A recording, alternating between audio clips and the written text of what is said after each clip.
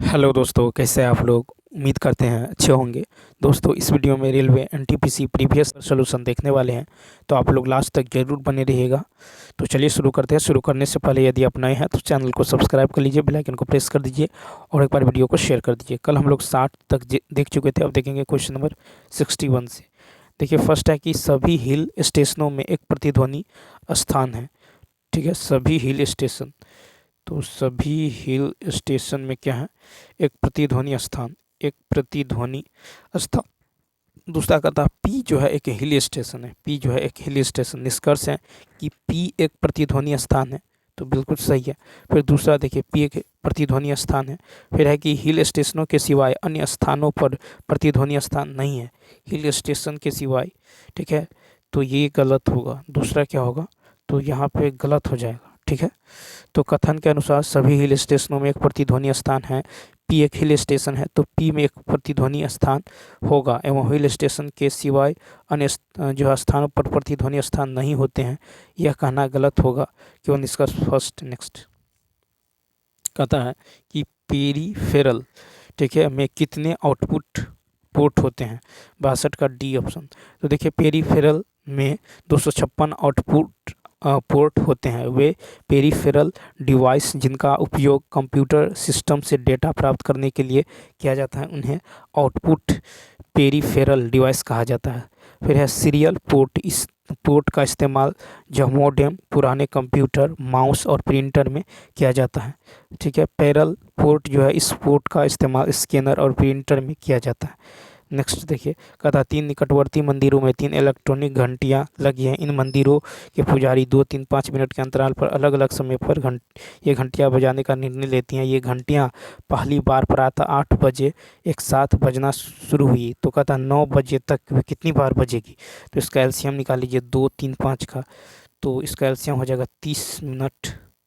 ठीक है, 30 मिनट बाद बजेगी। ठीक है, तो 30 मिनट के बाद बजेगी। अब 8 से 9 कितना घंटा हुआ, 8 से 9 1 घंटा, तो 1 घंटा में होता 60 मिनट। 60 बटा 30 प्लस 1 कर दीजिए, तो 60, 30 दूनी कितना होगा 60, तो 2। ठीक है, तो यहाँ पे यदि आप देखें तो कहता है कि 3 घंटियाँ जो मंदिरों में लगी हुई हैं।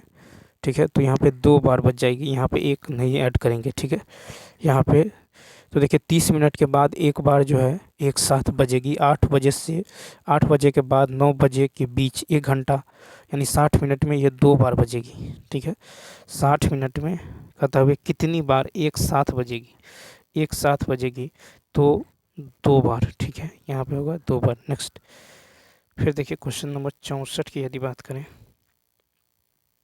अर्थात अगस्त 2019 तक प्राप्त जानकारी के अनुसार घरेलू और विदेशी जो है पर्वतारोहियों के लिए हिमालय की कितनी चोटियां जो है ट्रैकिंग हेतु खुली हुई हैं। 64 का बी ऑप्शन।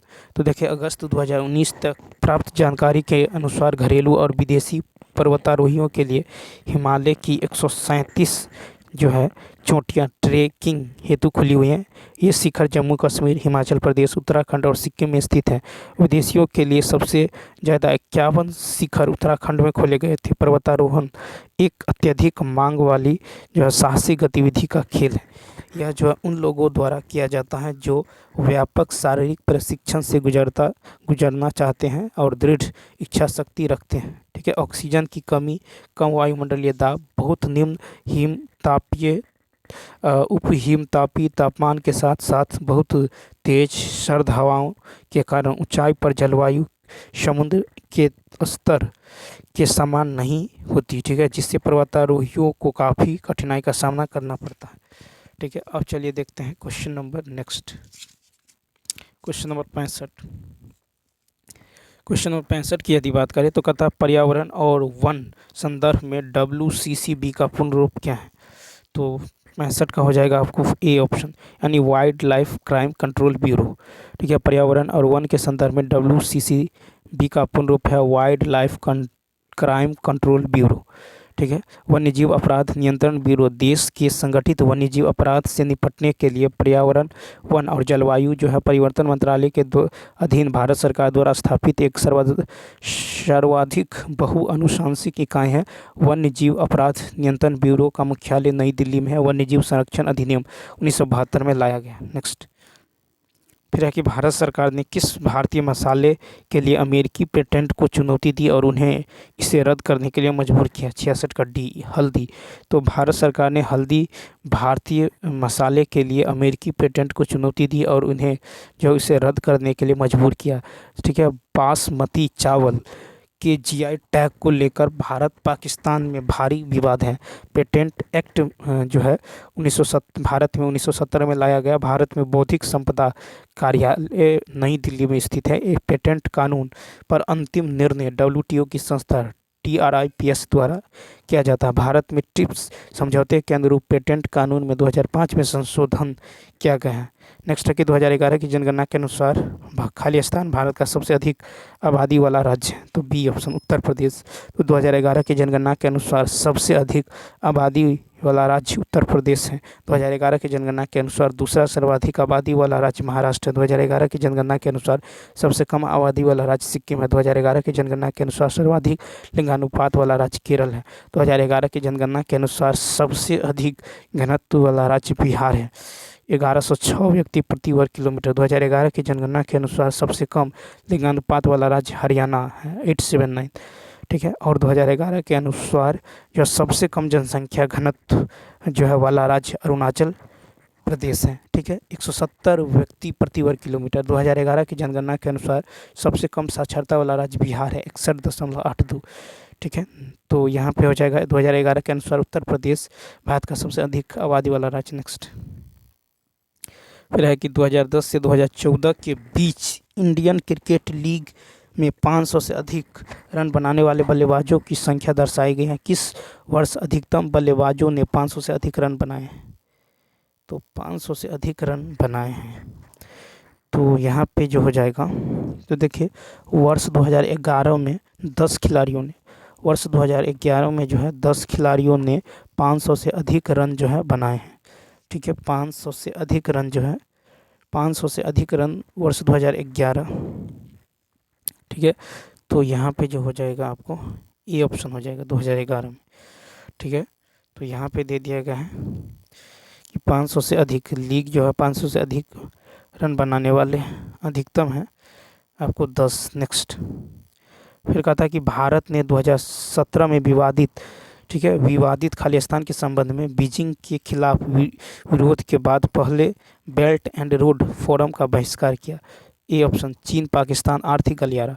तो भारत ने 2017 में विवादित चीन पाकिस्तान आर्थिक गलियारा के संबंध में बीजिंग के खिलाफ विरोध के बाद पहले बेल्ट एंड रोड फोरम का बहिष्कार किया। चीन पाकिस्तान आर्थिक गलियारा ओपेक एक बड़ी जो वाणिज्यिक परियोजना है जिसका उद्देश्य चीन के उत्तरी पश्चिमी क्षेत्र जो है शिनजियांग से दक्षिण पश्चिम पाकिस्तान तक ग्वादर बंदरगाह रेलवे और हाईवे के माध्यम से तेल और गैस का कम समय में वितरण करना है। नेक्स्ट फिर है कथन है कि MS धोनी जो है एक लोकप्रिय क्रिकेटर हैं। ठीक है, और सभी क्रिकेटर फिट और स्वस्थ हैं। ठीक है, उसके बाद है कि MS धोनी विभिन्न उत्पादों के विज्ञापनों द्वारा प्रतिवर्ष अच्छा पैसा कमाता है। ठीक है, अब यहाँ पे देखिए, यहाँ पे निष्कर्ष है कि ये सभी जो है लोकप्रिय क्रिकेटर विज्ञापनों द्वारा जो है अच्छा पैसा कमाते हैं। ठीक है, अच्छा पैसा जो है कमाते हैं, तो चूँकि सभी क्रिकेटर फिट और स्वस्थ हैं। ठीक है, और MS धोनी जो है एक लोकप्रिय क्रिकेटर हैं, अतः MS धोनी फिट और स्वस्थ है और MS धोनी विभिन्न उत्पादों का विज्ञापन करता है, न कि सिर्फ प्रसिद्ध उत्पादों का विज्ञापन करता है। फिर है कि MS धोनी फिट और स्वस्थ हैं, दूसरा सही है। ठीक है, और यहाँ पे है कि MS धोनी प्रसिद्ध होने के कारण केवल प्रसिद्ध उत्पादकों के भी विज्ञापन करते हैं, तो यहाँ पे 70 का होगा राइट आंसर केवल डी।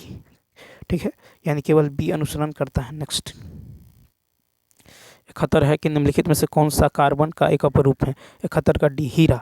तो देखिए हीरा कार्बन का एक अपरूप है। हीरा की संरचना चतुष्फलकीय होती है, इसका अपवर्तनांक 2.42 होता है। यह सबसे कठोर पदार्थ है। कार्बन के अपरूपों को दो भागों में बांटा गया है, एक तो क्रिस्टलीय अपरूप हीरा, ग्रेफाइट, फ्लोरीन, ग्राफीन आदि, और अक्रिस्टलीय अपरूप के चारकोल, कोल, कास्ट, काजल आदि। जिप्सम का रासायनिक सूत्र CSO4 × 2H2, ठीक है, 2H2 होता है। नेक्स्ट क्वेश्चन नंबर 72 है, नीचे दिए गए पैराग्राफ दिया गया है S1 S6। इस पैराग्राफ के और अंतिम वाक्य पैराग्राफ के भाग 1 2 3 4 में जो है क्रम में नहीं है।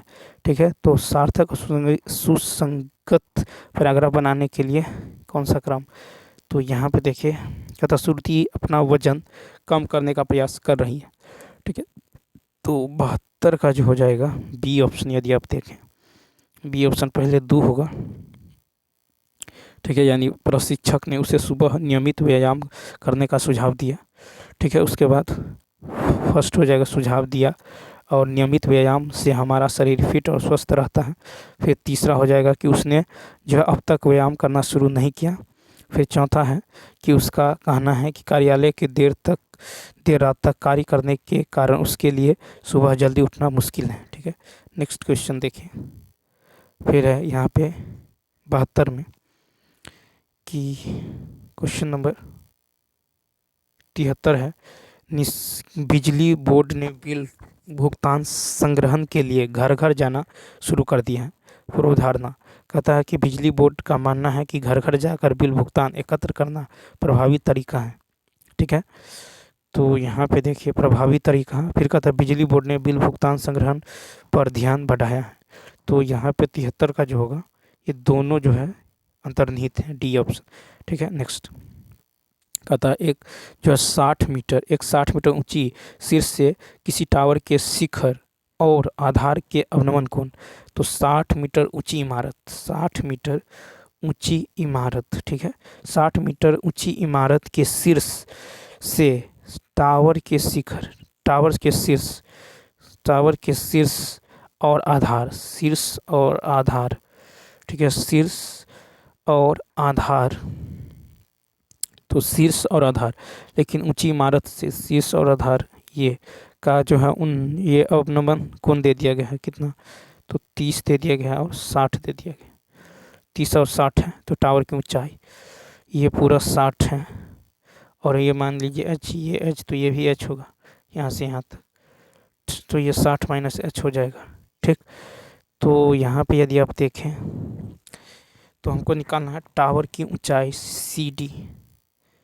ठीक है, तो टावर की ऊंचाई tan 60 डिग्री बराबर tan 60 का मान कितना होता है √3। तो क्या होगा 60 P/B हो जाएगा। इसको मान यदि B मान ले तो यहाँ पे BD हो जाएगा। तो BD का मान निकल गया कितना? तो BD का मान जो है 60/√3।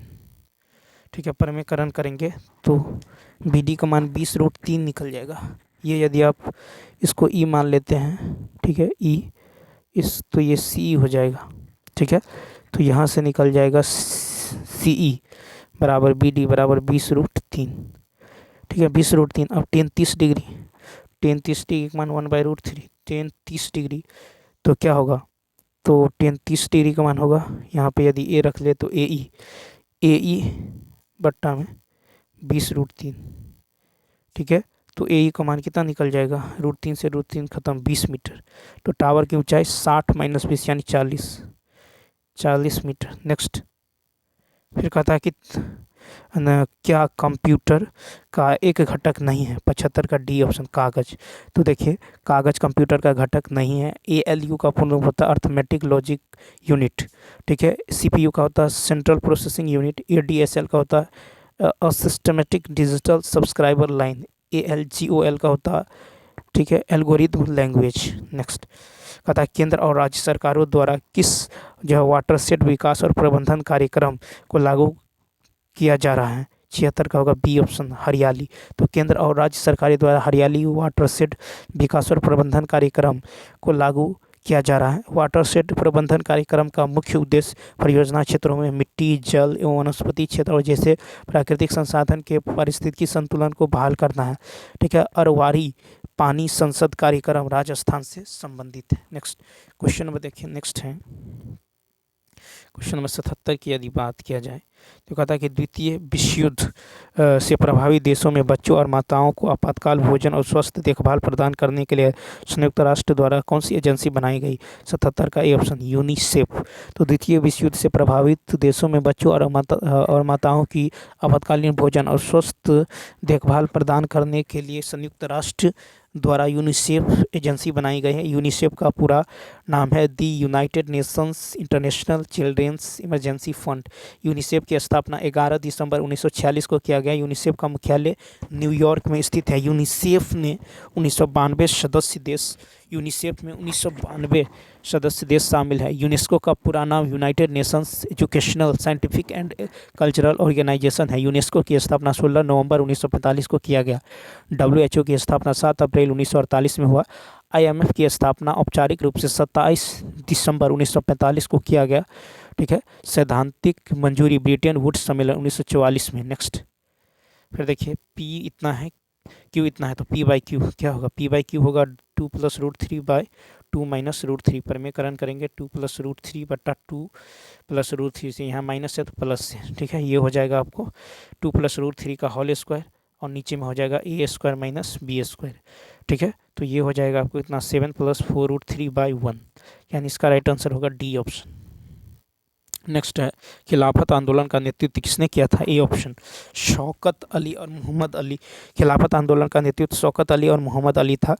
ठीक है, खलीफा पद नाम मोहम्मद साहब के उत्तराधिकारी को दिया गया था। तुर्की के सुल्तान मुस्लिम जगत के खलीफा भी थे। प्रथम विश्व युद्ध 1914 से 18 के बीच लड़ा गया। प्रथम विश्व युद्ध के बाद पेरिस में शांति सम्मेलन का आयोजन किया गया 1919 में। तुर्की के सुल्तान के साम्राज्य को विखंडित कर दिया गया। ठीक है, जिसके विरुद्ध में विश्व मुस्लिम जगत ने आंदोलन चलाया। भारत में मुसलमानों ने अली बंधुओं के नेतृत्व खिलाफत आंदोलन चलाया। खिलाफत आंदोलन 1919 से 1922 ईस्वी तक चलाया गया। खिलाफत आंदोलन ने असहयोग आंदोलन का समर्थन किया। असहयोग आंदोलन एक महत्वपूर्ण विशेषता हिंदू मुस्लिम एकता है। नेक्स्ट 80 नंबर है कि पहली 5 भाज्य संख्याओं के माध्य और पहली 5 अभाज्य संख्याओं के माध्य का अंतर। तो पहली 5 भाज्य संख्या होगा 4, 6, 8, 9, 10 बट्टा में 5, यानी इसका औसत निकल गया आपको 37/5। ठीक, अब देखिए, अब है अभाज्य की यदि बात करें तो 2, 3, 5, 7, 11 बट्टा में 5, ये निकल गया कितना 28/5, और पहले आया था 37/5। इन दोनों का अंतर होगा 1.89/5, यानी 1.8। D option. फिर 2019 की GDP रैंकिंग के अनुसार अर्थव्यवस्था के आकार के संदर्भ में भारत की रैंक क्या थी? तो 81 का होगा बी ऑप्शन, 5वीं। तो 2019 की GDP रैंकिंग के अनुसार अर्थव्यवस्था के आकार के संदर्भ में भारत की रैंक 5वीं थी। ठीक है, संयुक्त राज्य अमेरिका, चीन, जापान, जर्मनी के बाद विश्व GDP रैंकिंग 2024 के अनुसार भारत दुनिया की 5वीं बड़ी अर्थव्यवस्था है। ठीक है, नेक्स्ट यहाँ पे देखिए 82 का, यहाँ पे क्या आने वाला है? तो यहाँ पे देखिए दी गई संख्या अवरोही क्रम को दर्शाता है, अतः 30 श्रृंखला संबोधित नहीं है।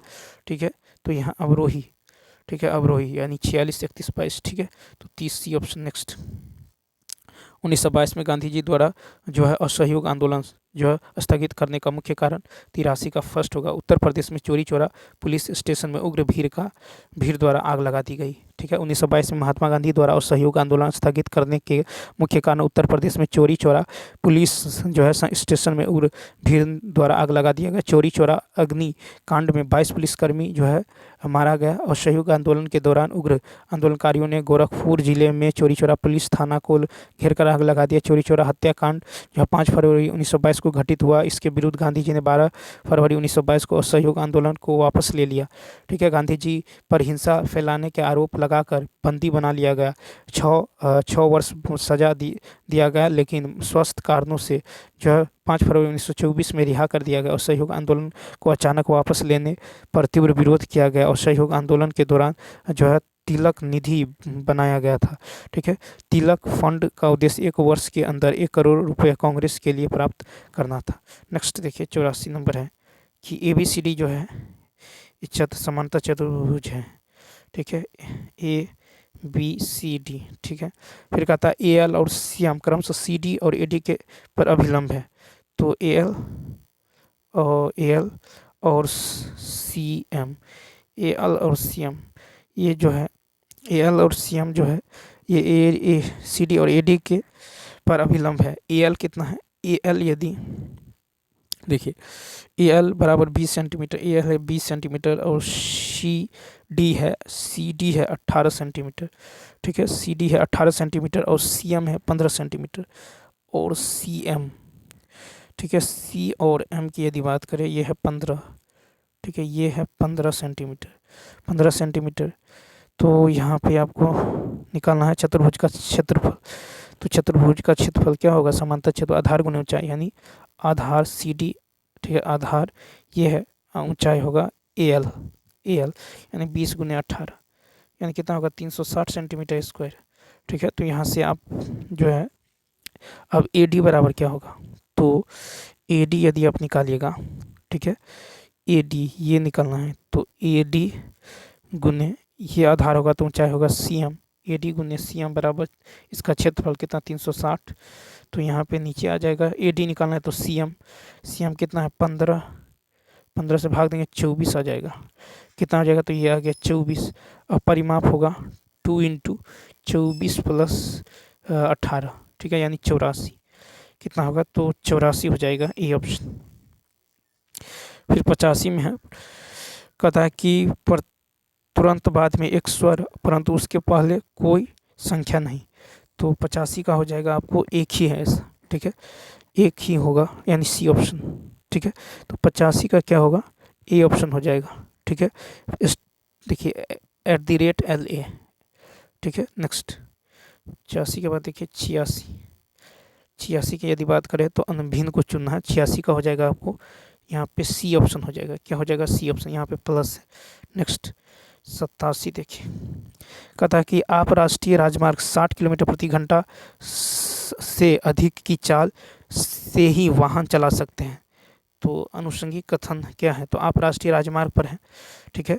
तो यहाँ पे यदि आप देखें 87 का ए ऑप्शन हो जाएगा, डी और बी हो जाएगा, डी और बी, ठीक है, यानी 60 किलोमीटर प्रति घंटा की चाल से वाहन नहीं चला सकते, ठीक है, नहीं चला सकते, आप राष्ट्रीय राजमार्ग पर नहीं है, ठीक है। तो 87 का जो हो जाएगा ए ऑप्शन हो जाएगा। तो मुख्य कथन के अनुसार राष्ट्रीय राजमार्ग 60 किलोमीटर से अधिक चाल से ही वाहन चला सकते हैं, बी और डी राजमार्ग पर वाहन नहीं चला सकते हैं, ठीक है। तो यहाँ पे देखिए नेक्स्ट क्वेश्चन की बात यदि करें तो 88 नंबर है कि 88 नंबर की यदि बात करें तो पिछले वर्ष एक प्रतियोगिता जो है परीक्षा में 3 खंडों में दिया गया है इस तरह से, ठीक है। बता कितने छात्रों ने सभी 3 जो है खंडों को क्लियर किए हैं। तो देखिए इस तरह से 3 खंड दिया गया है, ठीक है, ये है ए बी और सी, ठीक है। ये है 21, तीनों खंडों में है, मान लीजिए एक्स है, ये 21 है, ये भी 21 है और ये भी 21 है, ठीक है। ये जो है 10 है, ये 10 है, ये 9 है और ये है आपको 8 है, ठीक। तो यहाँ पे जो आपको निकालना है, कहता है कि कितने छात्रों ने सभी तीनों खंडों को जो है क्लियर किया, सभी तीनों खंडों को क्लियर किया है। तो यहाँ पे हो जाएगा 21, ठीक है, सभी तीनों खंडों को क्लियर करेगा 21 प्लस 10 माइनस एक्स, ठीक है, 21 plus 10 minus x plus x plus 8 minus x, ठीक है, 8 माइनस एक्स बराबर कितना होगा 33। तो यहाँ से निकल जाएगा एक्स का मान 39 माइनस 33 यानी 6 निकल जाएगा। तो यहाँ पे 6 आ जाएगा, ठीक है। क्या होगा, तो एक होगा 10 माइनस एक्स, ठीक, 21 प्लस 10 माइनस, सभी में 21 है, तो 21 प्लस 10 माइनस एक्स, ठीक, और प्लस में एक्स हो जाएगा, ठीक है। उसके बाद क्या हो जाएगा, तो एक हो जाएगा 10 माइनस 8 माइनस एक्स, ठीक है, 8 माइनस एक्स। नेक्स्ट 89 नंबर देखिए, तो कहा था 5 विद्यार्थियों सुनीत, ठीक है, और अंशुल और विकास के पास लेखा जो है लेखाशास्त्र, व्यवसाय अध्ययन, गणित, अर्थशास्त्र और अंग्रेजी विषयों के लिए कुछ 5 पुस्तकें लेखन, और ये जो है एडविन, प्रत्येक विद्यार्थी के पास उपयुक्त 5 विषयों में से एक विषय की केवल एक पुस्तिका है, ठीक। तो फिर कहता है कि जैन जो है लेखशास्त्र की पुस्तक के लेखक हैं जो विकास और राधा के पास नहीं है, ठीक है, विकास और राधा के पास नहीं है, ठीक है। तो कहता है जो व्यवसाय की अध्ययन की पुस्तक के लेखक का नाम बताएं। तो यहाँ पे देखिए व्यवसाय की यदि बात करें, ठीक है, तो कहता है कि व्यवसाय, तो देखिए यहाँ पे विद्यार्थी, ठीक है, पुस्तक और लेखक लेंगे तो राधा की यदि बात करें तो राधा अंशुल के पास एडविन द्वारा लिखी गई पुस्तक है। अंशुल के पास जो है एडविन द्वारा लिखी गई पुस्तक है, ठीक है। और यहाँ पे है अंशुल की, और देखिए अंशुल के पास एडविन द्वारा लिखी पुस्तक है। फिर है और विकास के पास अंग्रेजी है, ठीक है, विकास के पास अंग्रेजी, और ठीक है। और अर्थशास्त्र की पुस्तक शर्मा के पास है, शर्मा के पास, मिहिर के पास गणित है। तो और देखिए जैन लेखशास्त्र की पुस्तक के लेखक हैं, और विकास या राधा के पास नहीं है। तो अंशुल के पास क्या होगा, तो अंशुल के पास व्यवसाय जो है अध्ययन ही हो जाएगा, ठीक है। तो इसका राइट आंसर क्या होगा, डी ऑप्शन। तो एडविन इसी के पास था, अंशुल के पास, ठीक है, एडविन का लेखक। नेक्स्ट क्वेश्चन नंबर देखिए 90। क्वेश्चन नंबर 90 की यदि बात करें तो कहता निम्नलिखित जानकारी को पढ़े, ठीक है। इनमें से कहता नमिता के दाईं ओर बैठती है, नमिता की दाईं ओर कौन बैठती है। तो यहाँ पे देखिए कहता है कि भावना इस तरह से जो है 2 2 4 1 5 केंद्र की ओर बैठी हुई है। भावना जो वैशाली की दाईं ओर, भावना जो है वैशाली के दाईं ओर, वैशाली के दाईं ओर। सिमरन प्रीति के बाईं ओर, सिमरन जो है प्रीति के बाईं ओर, ठीक है। फिर है प्रीति नमिता और सिमरन के बीच में, प्रीति जो है ये प्रीति जो है नमिता और सिमरन, सिमरन के बीच में बैठती हैं, ठीक है। और सिमरन प्रीति के बाईं ओर है, सिमरन जो है प्रीति के बाईं ओर है, तो बिल्कुल बाईं ओर है। तो कहता कौन जो है नमिता के दाईं ओर है, तो नमिता के जो दाईं ओर है, ठीक है।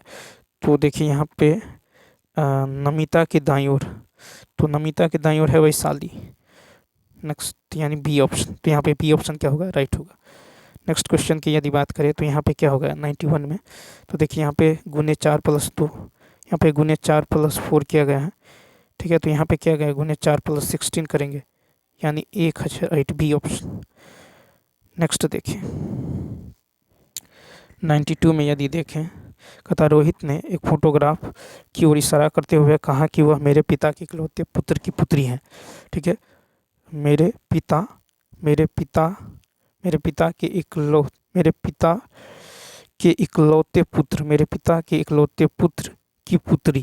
तो रोहित का उस फोटोग्राफ से क्या संबंध है, तो पिता का संबंध है। नेक्स्ट फिर देखिए 93 में यदि देखें तो यहाँ पे सी ऑप्शन यानी परमवीर चक्र। तो देखिए परमवीर चक्र भारत का सर्वोच्च सम्मान, सर्वोच्च जो है सर्वोच्च शौर्य सैन्य पुरस्कार है, जबकि अन्य सभी भारत का सिविल नागरिक पुरस्कार है, ठीक है। पद्म विभूषण, पद्मश्री। नेक्स्ट यहाँ पे क्या होने वाला है, तो 94 का यहाँ पे देखें तो 94 का हो जाएगा डी ऑप्शन, ठीक है। पी का 8, एम का, ठीक है। तो पी का है 8 कोड, ए का है ये, तो आर का कोड यदि देखें, ठीक है, तो आर का कोड क्या है 6, इसी का कोड ले लिया गया इसी में से। नेक्स्ट देखिए 95 में क्या होगा, तो 95 में जो हो जाएगा यहाँ पे 95 का होगा ए ऑप्शन, क्या हो जाएगा ए ऑप्शन। अब देखिए बी और ई के मध्य में 2 लेटर आता है, बी और ई के मध्य में 2 लेटर, ठीक है। ई और जे के मध्य में 4 अक्षर आता है, जे और एस के मध्य में जो है कितना, जे और एस के अंत में 8 अक्षर आता है। नेक्स्ट 96 में जो है, तो देखिए विकल्प ए को छोड़कर अन्य सभी जो समानार्थी शब्द हैं, ठीक है। समर्पित, स्वाभिभक्त और विश्वासी। 97 में जो है ऑफ द वे का कोड क्या होगा, 97 में देखें तो डी ऑप्शन हो जाएगा, ठीक है, ऑफ द वे, ठीक है। ऑफ यहाँ भी कॉमन है और ऑफ जो है यहाँ भी कॉमन है, ठीक है। तो इस तरह आपको डी ऑप्शन 97। 98 में देखें तो 98 में जो है ये लंबा है थोड़ा, ठीक है। तो 98 का जो है ए ऑप्शन हो जाएगा, ठीक है, आकाश, ठीक है। 99 में देखिए, 99 में जो हो जाएगा, देखिए जिस प्रकार प्रसन्नता का विपरीतार्थक दुख है, उसी प्रकार वैषम्य का विपरीतार्थक शब्द समरसता है, ठीक है, बी ऑप्शन समरसता। तो ठीक है, वैषम्य का जो है विपरीतार्थक समरसता। नेक्स्ट क्वेश्चन नंबर 100 देखिए, 100 है कि प्रतिशत वृद्धि की गणना कीजिए 2004 से 2008 मोबाइल फ़ोन की बिक्री पर। तो 2004 से 2008, तो यहाँ पे देखिए 2004 में जो है 35 बिक्री हुआ है 2004 में, और 2008 में कितना, तो 2008 में 70। ठीक है, 2004 में 35, 2008 में 70, तो कितना का वृद्धि हुआ, 35/35 गुना 100, 100% का, यानी इसका राइट आंसर कितना होने वाला है, तो सी ऑप्शन। तो चलिए दोस्तों, इस वीडियो में इतना ही। यदि यह वीडियो अच्छा लगा हो तो लाइक, शेयर और सब्सक्राइब करना ना भूलें। Thanks for watching.